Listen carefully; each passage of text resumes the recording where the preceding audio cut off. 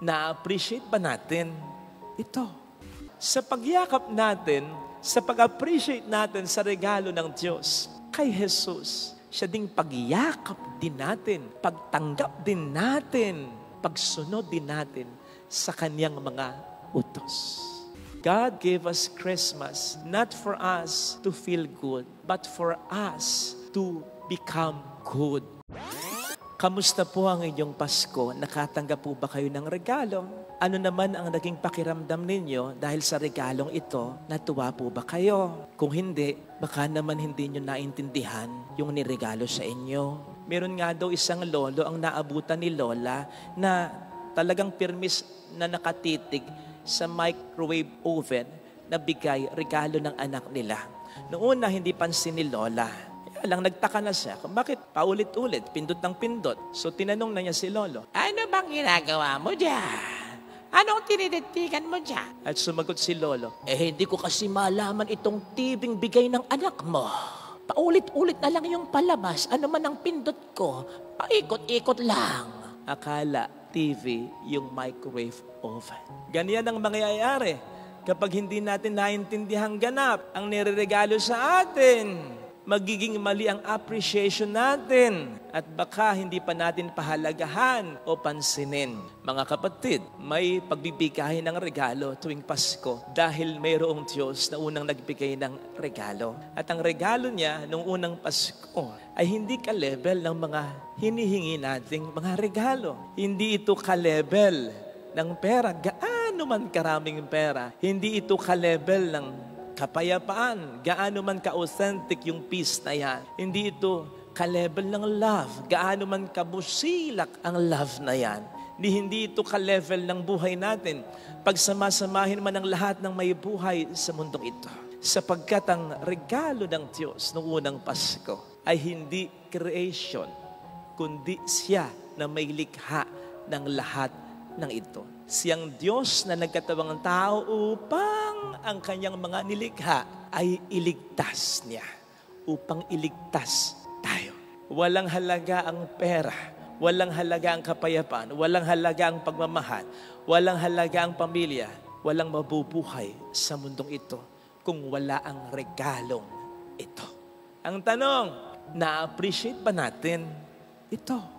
Narinig po natin sa ating ebanghelyo ang appreciation ni Simeon sa regalong ito. Di po ba? Yung appreciation sa regalo, mababanaag natin sa reaksyon ng nakatanggap ng regalo. Di ba? Hi! Di ba ganyan? Kung malaki-laki yung regalo, yakapin mo yung regalo. Kung maliit yung regalo, itatapat mo sa mukha mo.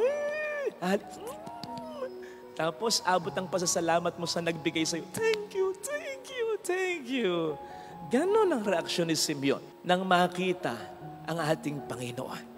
Pinangko niya ito, bunsod ng Espiritu Santo, at buong galak na inawit. Kunin mo na, Panginoon, ang iyong abang alipin. Ayon sa iyong pangako, yamang nakita na ng aking mga mata ang iyong pagliligtas. In other words, pwede na akong mamatay. Ganon katindi ang appreciation ni Simeon dahil naiintindihan niya yung halaga ng regalong nakita, natanggap niya. Kailayo nito sa mga tao noon, nung isilang ang Panginoon. Wala halos nagpunta upang siya ay makita. Gayong ito naman ay nasa propesiya ng banal na kasulatan nila. At tapos di ba sinabi, nabulabog ang Jerusalem dahil sa pagsilang ni Kristo. Kung siya ay napuntahan ng mga mago, ng mga hindi Hudyo, ng mga pagano, bakit hindi siya napuntahan ng mga kapwa niya Hudyo? They did not even bother to find him. Why? Because they did not really understand him. And so they did not appreciate him. Ikaw ba? Ako ba? Tayo ba? Na-appreciate ba natin ang regalong ito? Because if we do, bawat araw, pagdiriwang ng Pasko, magiging masaya tayo. Sigurado yun. Kung alam natin kung gaano katindi ang regalong ito.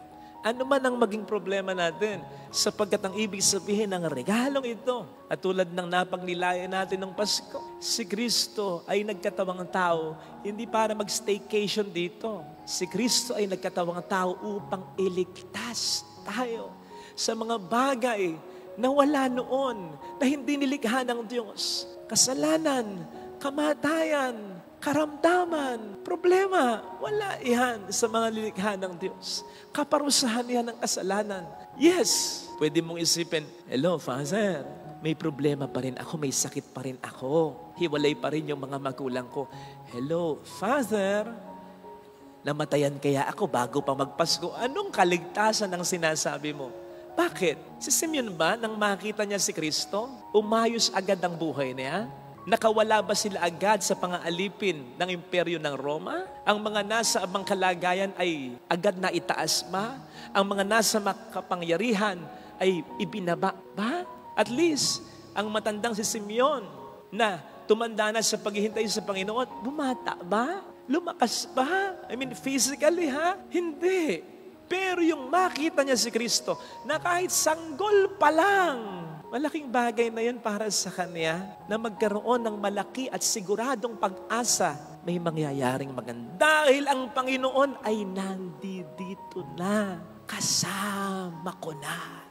Natatandaan ninyo, sermon ko last Sunday, na kapag sinabi ng Panginoon o ipinasabi ng Panginoon sa tao, I am with you, the Lord is with you. Ibig sabihin nun, isang napakahirap na misyon. Pero, nandun agad ang assurance. Siguradong ma-accomplish ang misyon. Ano mang paghihirap ang maranasan, ano mang mga tagumpay ng kasamaan ang maranasan, pansamantala lang yan. Sapagkat kapag kasama mo ang Panginoon, siguradong nasa sa iyo, nasa sa panig mo, ang huling halakhak pagdating ng panahon. At sinasabi sa atin ngayon ng ating unang pagbasa, ang isang napakalapit na palatandaan kung ang Panginoon ay nasa sa atin talaga. Anong sabi ni San Juan? Kapag sumusunod tayo sa mga utos niya, ito ang palatandaan na tayo ay nasa sa Kanya. Di ba sabi ng Panginoon, if you love me, you will obey my commandments, and that is salvation. Ang sumunod tayo sa Panginoon sapagkat ang Panginoon ang nakakaalam ng pinakamakabubuti para sa atin.